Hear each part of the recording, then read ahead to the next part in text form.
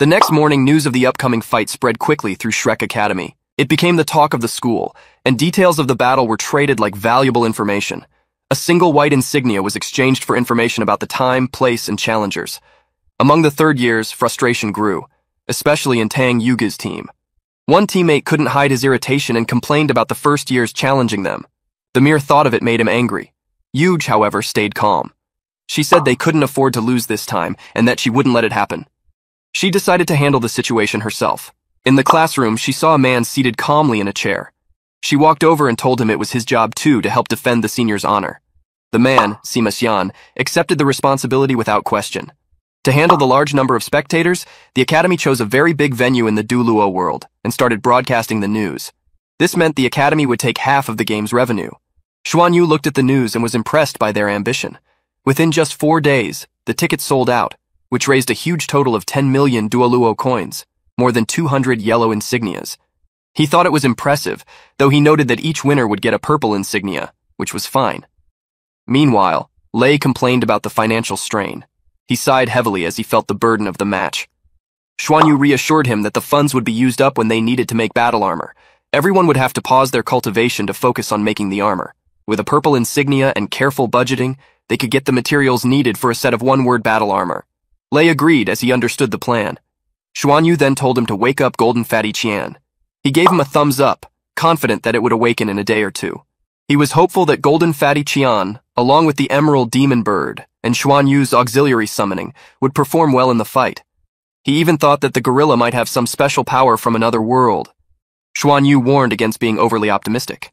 Feng teased Lei and suggested that he might not be very helpful and proposed considering Bing-tailing instead. Lei got annoyed and accused him of being irritating. Xuan Yu stepped in, calming both of them, and advised Feng to stop teasing Lei. He encouraged them to work together, noting that while they had been lucky last time, their growth meant they had a real chance. Plus, they had nothing to lose. Lei agreed, sharing Xuan Yu's determination to unite their efforts. Feng agreed too, supporting Xuan Yu's plan. The day before the big match, Xuan Yu's mother contacted him through his communication watch. She sounded both caring and worried, and expressed concern about the match.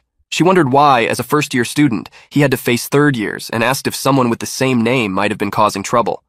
Xuan Yu asked how she found out. She explained that the Federal Soul Station had been broadcasting the event, and her colleagues had been talking about it a lot.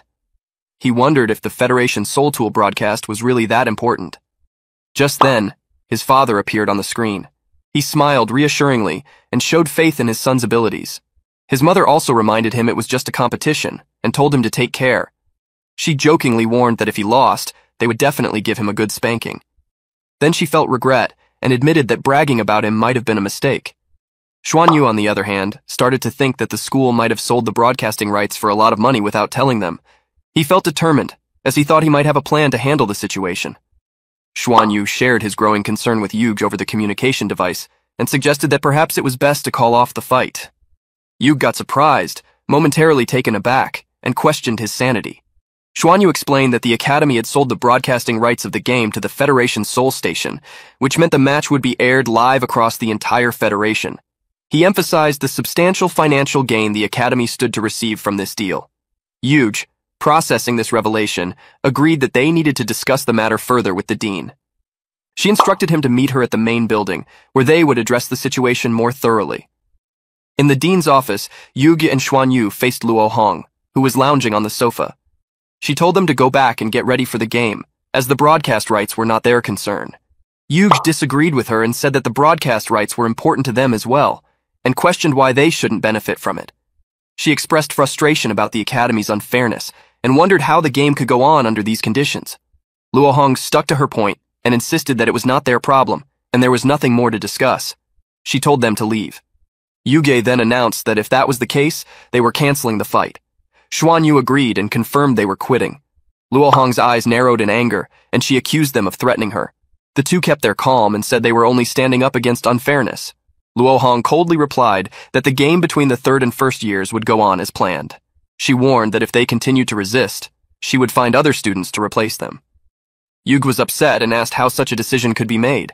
Xuan Yu, however, accepted her decision and told her to leave. Yuge, worried about his resignation, wondered if they were really giving up. As they were about to leave, Xuan Yu expressed his disappointment in the dean and said he was dropping out of the competition. Luo Hong briefly reflected on Xuan Yu's words and decided to call them back. He stopped and looked back and asked if she had more to say. With her anger barely contained, she asked what he wanted. Xuan Yu suggested a new plan. The winners would each get 2 purple insignias, while the losers would get 1 each, and the rest would go to the academy. He argued that this would help the academy equip its top students, improve their strength, and keep things fair, a perfect example of killing 2 birds with 1 stone. Luo Hong got up from the sofa, and she looked troubled. Xuan Yu noticed her discomfort and asked if she was going to hit them. He reminded her that his teacher was aware of his presence here. In response, she sharply hit him on the head and angrily said that if her teacher were there, she would hit him just as hard.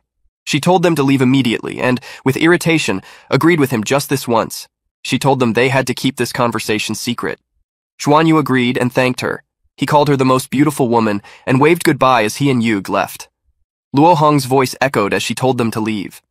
Once alone, she smiled while thinking about Xuan Yu. Despite his boldness, she saw his intelligence, adaptability, and hard work, and thought he had the potential to be a good leader. On the other hand, she doubted Yug's ability to succeed in the upcoming game. As she turned to her communication device, she checked the current odds. They showed that the third years were favored at 2 to 1.2, while the first years were at 1 to 3.6. Luo Hong was frustrated by this difference, as she clearly remembered that the first year had won before. The informant explained that their previous win was mostly by chance and mentioned that Sima Xian, who joined Tang Yuge's team, was very strong. She realized that Sima Xian, who was initially against Tang Yuge but then joined her team, had greatly increased their strength. She compared him to Qian Lei, the 6th member of Xuan Yu's team, and decided Lei was less impressive. She told her contact to bet 50 purple insignias on the third years and hoped for a good return given the odds. Xuan Yu walked around the busy campus. He used his communication device to ask Hui Hui about the latest news. Hui Hui was surprised Xuan Yu didn't know that the Shrek Gambling Center was about to open for a game. Xuan Yu was even more curious about this gambling center. Hui Hui explained that it was a well-known place in Shrek City, but had a special rule. It only accepted Shrek insignias as bets. Xuan Yu wanted to know more details about the center's rules. Hui Hui told his teammates that the odds for the third year's win had changed to 1 to 1.9, while their odds were now 1 to 3.9. Lei saw this change and said it looked like people were betting a lot on the seniors. Xuan Yu agreed and said it made sense because from the outsider's perspective, their chances looked low. But that actually worked to their advantage since their real strength was not yet known. He mentioned that Liu Feng's martial soul mutation and awakening had significantly increased his strength. Additionally, Ba Xiushu had gained her 4th ring and undergone the 2nd awakening of her martial soul. As for Yuanin Huihui, he now possessed 5 rings and his King Elf bloodline had awakened, further enhancing his abilities. He paused for a moment before turning to Qian Lei. He asked him if Golden Fatty Qian had awakened yet. Lei rubbed the back of his head with a smile and admitted that, although not yet, it wouldn't be long before it happened. Xuan Yu's expression became serious as he stressed how important this was and asked Lei if he was completely sure. He then noted that their overall strength had greatly improved. Munkin asked Xuan Yu if he was suggesting they should bet on themselves and added that if that was the case, she was in. Xuan Yu smiled confidently and said no, then revealed the real reason for their meeting. He announced that for the upcoming battle, they would be fighting not just for pride but also for 2 purple insignias. Even if they lost, they would still get 1 purple insignia. Lei lit up with excitement as he wondered if this meant they could earn a lot even if they lost. Meng Qin, however, got frustrated and told him that losing was not an option and they had to win. Hui Hui agreed with her and added that they must win, as he had no intention of losing to Tang Yuge. But Xuan Yu shook his head. He told them that winning or losing wasn't everything. What truly mattered was the opportunity in front of them. With odds sitting at 1 to 4, it was the perfect chance for a gamble. He smirked and declared that for the purple insignia he was guaranteed to get, he was willing to bet it all on them. The decision, however, lay with them. He urged them to choose wisely. But whatever they decided, he expected them to fight as if their very lives depended on it. It was do or die. Feng was thoughtful for a moment, then nodded in agreement. If they fought with no retreat or way out, they would surely become much stronger. Hui Hui spoke with strong confidence and insisted that Yug should be his opponent. He promised that he would definitely defeat her. His excitement was contagious, and Lei quickly joined in and eagerly said that he would also bet on their win. He mentioned that with a 600% return, there was no reason not to go for it. Soon, Xiushu and Meng Qin also decided to join them. Xuan Yu looked around at his teammates with pride in his eyes. He told them that if they lost, they'd just act like it never happened. But if they won, they'd be unbeatable in the first grade. He passionately declared their motto, go big or go home. There was no turning back now. They all put their hands together in agreement. Xuan Yu firmly stated that they'd bet everything on themselves, using the 6 purple insignias and 12 yellow insignias they earned from selling information. They would give it their all, and fight with everything they had. Break the cauldrons, sink the boats, and fight with every last ounce of strength they possess. Victory was the only goal. Xuan Yu then asked Hui if they could use their credit as a guarantee for their bet, since they didn't have the purple insignias yet. Hui agreed and said his father could sort it out. He'd take care of it. Nobody expected such boldness from these young students. The odds were heavily against them, 4-1, but they still went for it. Over the past 2 days, Lan Xuanyu and his team pulled away from the bustle to focus on their training. Tang Yuge and her team also disappeared into their own preparations. The atmosphere was tense as everyone waited for the day of the match. It was Sunday, the day of the big match. As the sun came up, Xuanyu's father looked at his wife, who was glued to the TV, and wondered what was so interesting so early in the morning. His wife explained that she was watching the pre-game analysis. She was focused on the broadcast and noted that the experts were doubting their son's team. Even so, she strongly believed that Xuanyu would succeed. Xuanyu's father wasn't so sure, and thought their chances of winning seemed low. She got frustrated and reminded him that Xuanyu was their son and questioned why he didn't believe in him. To prove her point, she told him to prepare lunch and demanded a big meal with at least 5 dishes. He agreed to do it, though reluctantly. On Heaven Do Planet, Nana's network turned on, showing the excitement of the match. She smiled warmly as she watched and thought that Xuanyu must have grown a lot since they last met. Meanwhile, in another part of Heaven Dao, Tang Lei's assistant was frustrated as she reminded him of his upcoming performance and the busy schedule of interviews and duties the next morning. However, Lei was focused on the TV and mentioned that he couldn't miss the game because Xuanyu was playing.